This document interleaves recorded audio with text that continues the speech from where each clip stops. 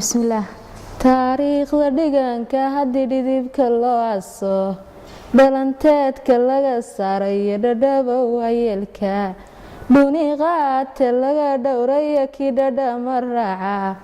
dhigashada qabiilkii iyo laquba waxaa kan dhocara dhammaystiranka sooyaalku soo noo dhadhami maayo midnimada dhexdeental haddii dhammi la meegaaro hiddi dhaxalkii awowgeen haddii dhiri la ilasho hiddihii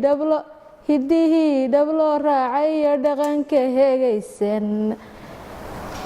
sifaa dhumuucle baan leenahay abid la dhinac taaro dhammaystiranka sooyaalku soo noo dhadhami maayo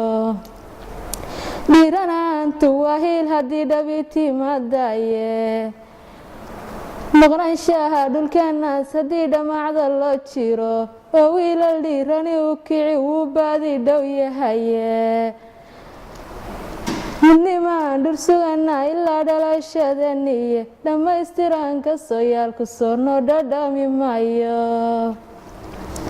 calankaas buluugee la dhilay haddii dheelka laga dhowro dhibco waale waa la marayaan la dhigin meel xun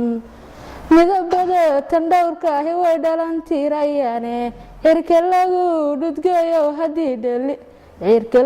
dhudgoyow haddaan dhaliga ka dhowrno dhammaystiranka sooyaalku soo noo dhadhami maayo dhalinyaro dhulkani wuxuu rabaa xoog dhammaystirane dhigaalkii dadkeedshuu rabaa dheemankaas dihiine dhadigiyo labadu waa inaan dhaxal u rabnaye dhaxamaha haddii laga iltiro dhacanta loo giijo dhammaystiranka sooyaalku soo noo dhadhami maayo.